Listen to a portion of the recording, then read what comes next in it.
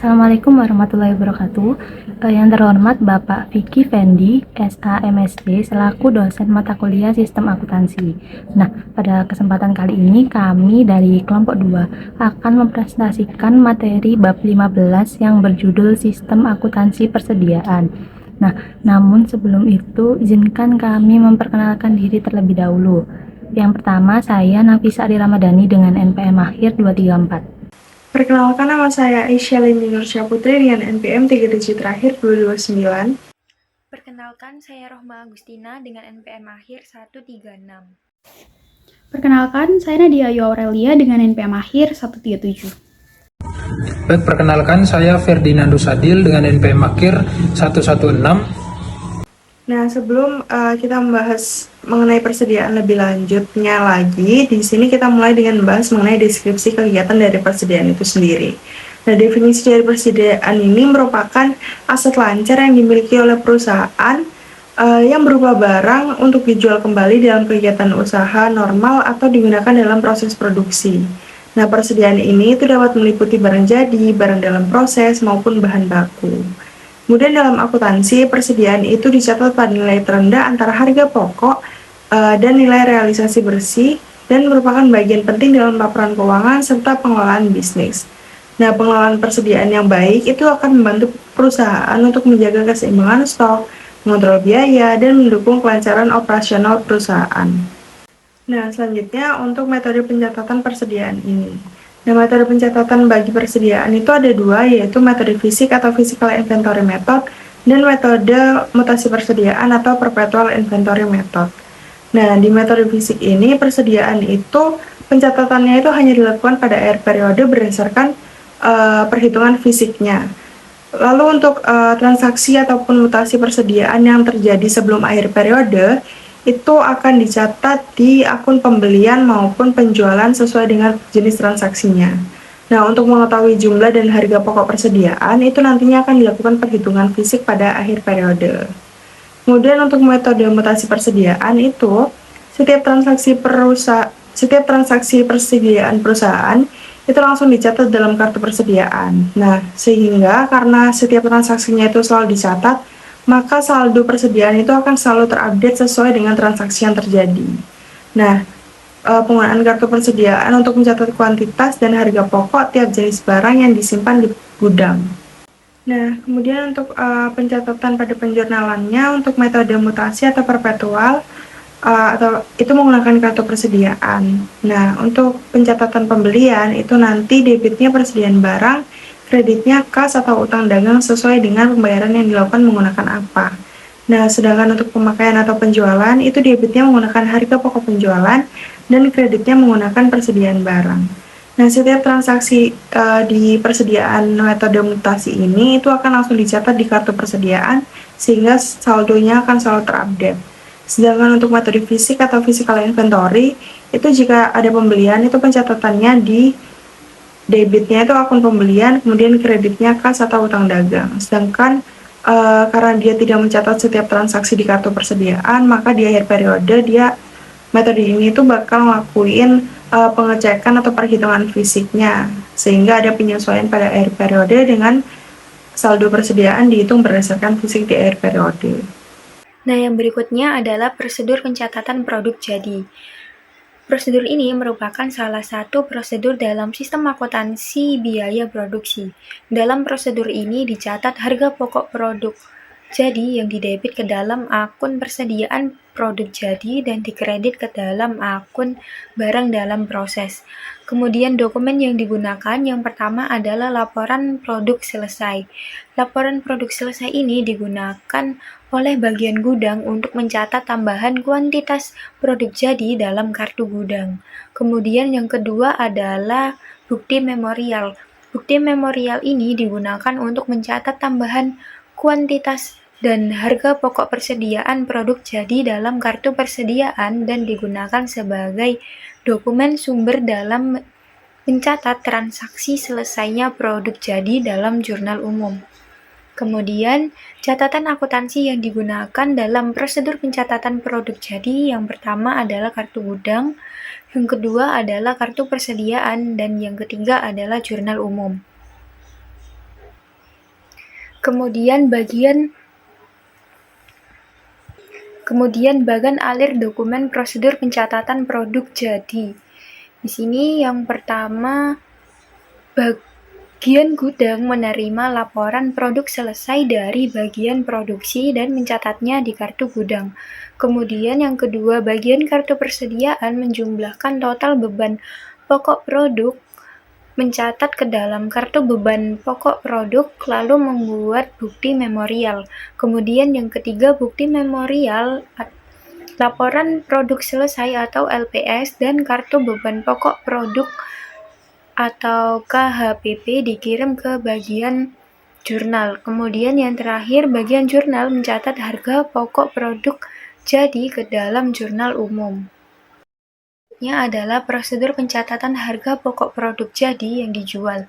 Prosedur ini merupakan salah satu prosedur dalam sistem penjualan selain prosedur lainnya seperti prosedur penjualan, prosedur order penjualan, prosedur persetujuan kredit, prosedur pengiriman barang, prosedur penagihan, dan prosedur pencatatan piutang. Kemudian dokumen yang digunakan yang pertama adalah surat order pengiriman dan yang kedua adalah faktur penjualan. Surat order pengiriman diterima oleh bagian gudang dari bagian order penjualan. Setelah bagian gudang menerima surat order pengiriman tersebut dengan kuantitas produk jadi yang diserahkan kepada bagian pengiriman, atas dasar surat order pengiriman tersebut, bagian gudang mencatat kuantitas yang diserahkan ke bagian pengiriman dalam kartu gudang. Harga pokok produk jadi yang dijual dicatat oleh bagian kartu persediaan dalam kartu persediaan atas dasar tembusan faktur yang diterima oleh bagian tersebut dari bagian penagihan. Kemudian catatan akuntansi yang digunakan yang pertama adalah kartu gudang. Di sini kartu gudang digunakan untuk mencatat mutasi kuantitas persediaan produk jadi karena transaksi penjualan. Kemudian kartu persediaan. Kartu persediaan berfungsi untuk mencatat mutasi kuantitas dan harga pokok persediaan produk jadi yang dijual. Kemudian yang ketiga adalah jurnal umum. Jurnal umum digunakan untuk mencatat jurnal harga pokok produk jadi yang dijual untuk diposting ke dalam akun kontrol persediaan produk jadi. Berikutnya, bagian alir dokumen prosedur pencatatan harga pokok produk jadi yang dijual. Yang pertama adalah bagian kartu persediaan membuat rekapitulasi beban pokok penjualan secara periodik dan menyusunnya dalam bukti memorial. Kemudian bukti memorial dan rekap dikirim ke bagian jurnal yang kemudian mencatatnya dalam jurnal umum. Selanjutnya adalah prosedur pencatatan harga pokok produk jadi yang dikembalikan pembeli. Nah, dokumen yang digunakan dalam prosedur pencatatan ini adalah laporan penerimaan barang bagian gudang dan juga memo kreditnya itu adalah bagian kartu persediaan. Catatan akuntansi yang digunakan dalam prosedur pencatatan ini adalah bagian debitnya itu adalah persediaan produk jadi, sedangkan bagian kreditnya itu adalah beban pokok penjualan. Nah, dokumen pendukungnya itu adalah kartu gudang, kartu persediaan, jurnal umum, atau jurnal retur penjualan. Nah, bagian gudang menambahkan kuantitas di kartu gudang, sedangkan bagian kartu persediaan mencatat harga pokok berdasarkan memo kredit. Selanjutnya itu adalah prosedur pencatatan harga pokok produk dalam proses. Nah, dokumen yang digunakan dalam prosedur pencatatan ini yaitu bukti memorial dan laporan produk dalam proses. Nah, pencatatan jurnalnya itu adalah seperti barang dalam proses BOP pada BOP yang dibebankan. Selanjutnya itu persediaan produk dalam proses pada barang dalam proses. Nah, pencatatan ini dilakukan akhir periode akuntansi. Bagian produksi menyiapkan laporan, sedangkan bagian kartu persediaan menghitung harga pokok. Nah, selanjutnya saya akan menjelaskan tentang prosedur pencatatan harga pokok persediaan yang dibeli. Nah, prosedur ini tuh merupakan salah satu prosedur yang membentuk sistem pembelian. Nah, dalam prosedur ini tuh nantinya akan dicatat harga pokok persediaan yang mau dibeli. Nah, untuk prosedur pencatatan ini tuh memerlukan 2 dokumen. Yang pertama itu laporan penerimaan barang. Nah, laporan ini tuh digunakan oleh bagian gudang sebagai dasar dalam pencatatan tambahan kualitas barang. Nah, nantinya itu akan disalurkan kepada pembeli dalam kartu gudang. Nah, bukti yang kedua itu adalah bukti kas keluar. Nah, bukti kas keluar ini tuh dilampiri dengan laporan penerimaan barang atau juga surat order pembelian dan juga faktur dari pemasok yang dipakai sebagai dokumen sumber dalam pencatatan harga pokok persediaan yang dibeli. Nah, selain itu, bukti kas keluar ini tuh juga dipakai sebagai dasar dalam pencatatan tambahan kuantitas dan harga pokok persediaan ke dalam kartu persediaan. Nah, selanjutnya itu saya akan menjelaskan tentang bagan alir dokumen prosedur pencatatan harga pokok persediaan yang dibeli. Nah, pada gambar yang akan saya cantumkan ini dapat dilihat bahwa bagian utang ini membuat bukti kas keluar sebagai dokumen sumber pencatatan harga pokok persediaan yang nantinya itu akan dijadikan dasar dalam dokumen pendukung. Nah, dokumen pendukung itu bisa dalam surat order pembelian yang nantinya itu diterima dari bagian pembelian. Selain itu juga laporan penerimaan barang yang diterima dari bagian pemasaran dan juga faktur dari pemasok yang nantinya itu akan diterima oleh pemasok melalui bagian pembeli. Nah, nantinya itu bagian utang ini akan mencatat bukti kas keluarnya dalam register bukti kas keluar dengan jurnal persediaan pada bukti kas keluar yang akan dibayar senilai nominal yang dibutuhkan. Nah, berdasarkan bukti kas keluar tersebut itu, bagian kartu persediaan ini nantinya akan mencatat rincian persediaan yang dibeli di dalam kartu persediaan yang bersangkutan. Nah, bagian utang gudang ini nantinya akan mencatat tambahan kuantitas persediaan yang kita beli di dalam kartu gudang. Hal itu tuh didasari pada laporan penerimaan barang yang diterima oleh bagian gudang dari bagian pengiriman. Nah, prosedur yang selanjutnya adalah prosedur pencatatan harga pokok persediaan yang dikembalikan kepada pemasok. Nah, maksudnya di sini tuh prosedur dalam melakukan retur. Nah, jika persediaan yang telah dibeli ini nantinya akan dikembalikan kepada pembelinya, maka transaksi retur pembelian ini akan mempengaruhi kartu persediaan dan juga kartu gudang. Nah, karena itu tuh nantinya akan mengurangi kuantitas persediaan yang kita beli. Nah, oleh bagian gudang dan mengurangi kuantitas ini, harga pokok persediaan akan dicatat dalam kartu persediaan dan dalam kartu persediaan pembeli yang bersangkutan. Nah, prosedur ini tuh merupakan salah satu prosedur yang membentuk sistem retur pembelian. Nah, adapun dokumen-dokumen yang digunakan dalam sistem retur pembelian ini adalah yang pertama itu laporan pengiriman barang. Kan tentunya kan kalau kita retur kan kita mengembalikan barang, jadi kita tuh mengirim kembali barang yang kita beli sebelumnya. Nah, bagian gudang itu tuh nantinya akan mencatat kuantitas persediaan yang dikirimkan kembali kepada pemasok dalam kartu gudang. Nah, yang dokumen kedua itu ada bukti memo debit. Nah, bukti ini tuh diterima dari bagian pembelian, digunakan oleh bagian kartu persediaan untuk mencatat kuantitas dan harga pokok persediaan yang kita kembalikan kepada penjualnya. Nah, selanjutnya itu ada bagan alir dokumen prosedur pencatatan harga pokok persediaan yang kita retur.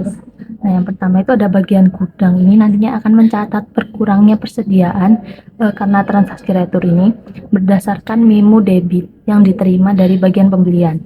Nah, memo debit ini tuh nantinya akan dicatat oleh bagian gudang di dalam kartu gudang.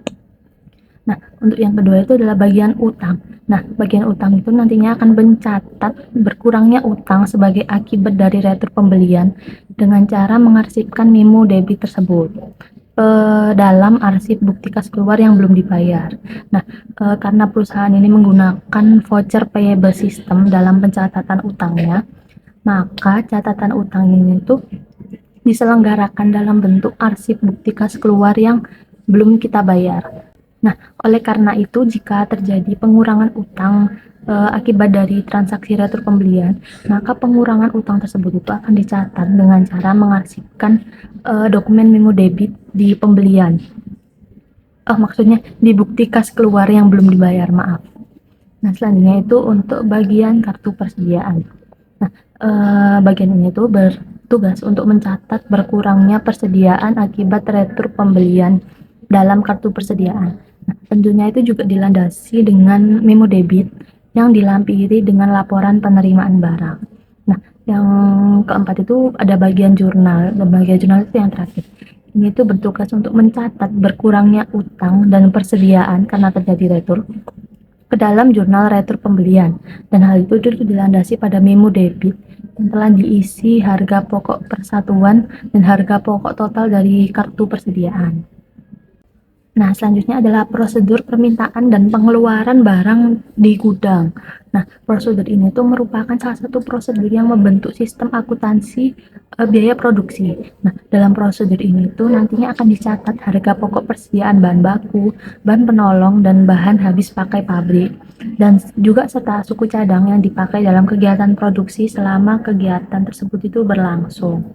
Nah, adapun dokumen yang digunakan dalam prosedur ini itu adalah dokumen sumber, bukti permintaan, dan bukti pengeluaran barang gudang. Nah, bukti ini tuh dipakai oleh bagian gudang untuk mencatat pengurangan persediaan karena kita sudah memakai barang tersebut.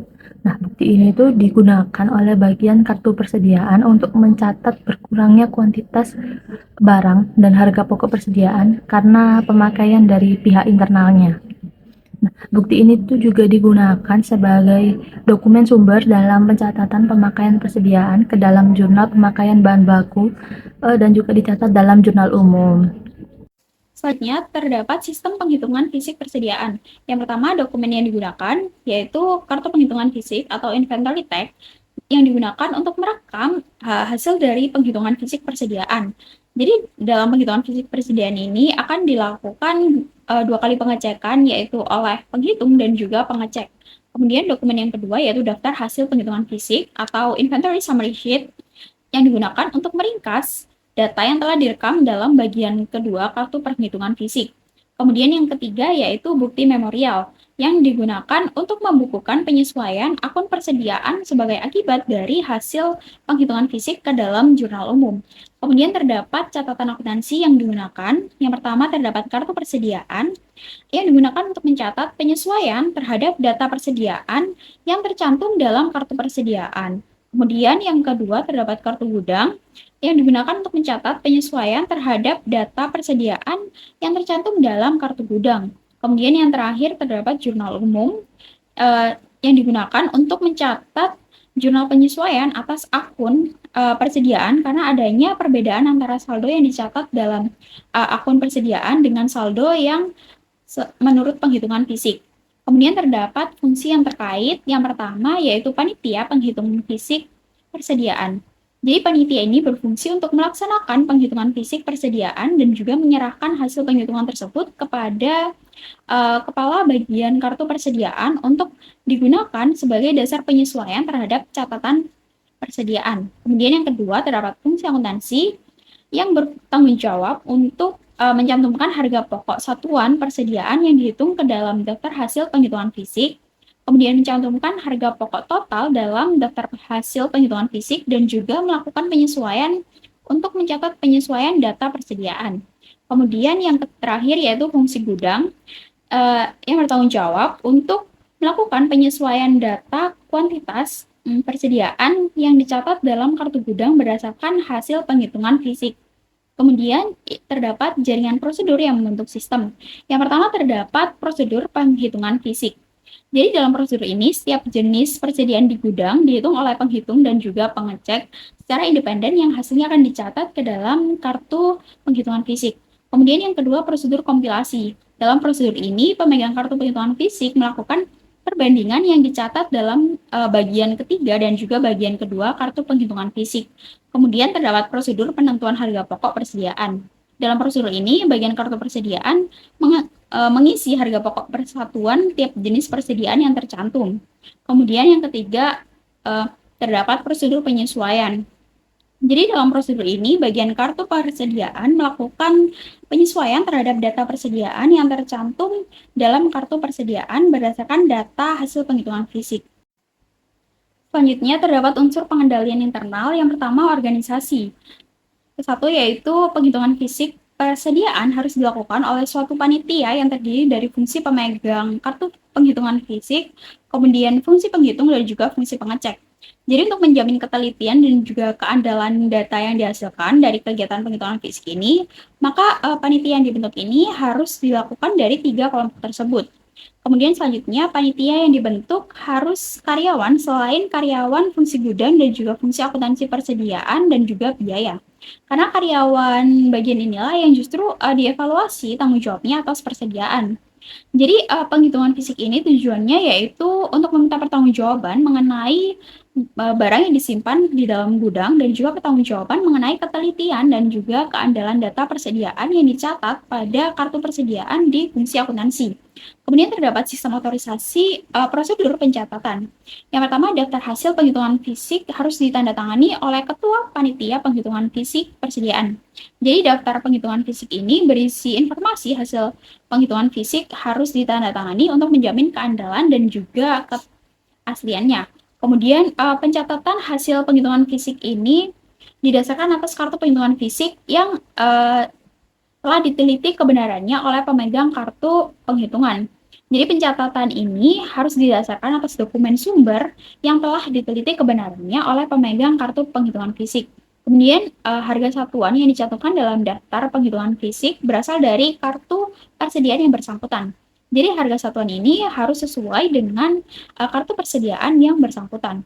Kemudian penyesuaian terhadap kartu persediaan didasarkan pada informasi atau kuantitas maupun harga pokok total tiap jenis persediaan yang tercantum dalam daftar penghitungan fisik. Unsur pengendalian internal selanjutnya yaitu praktik yang sehat.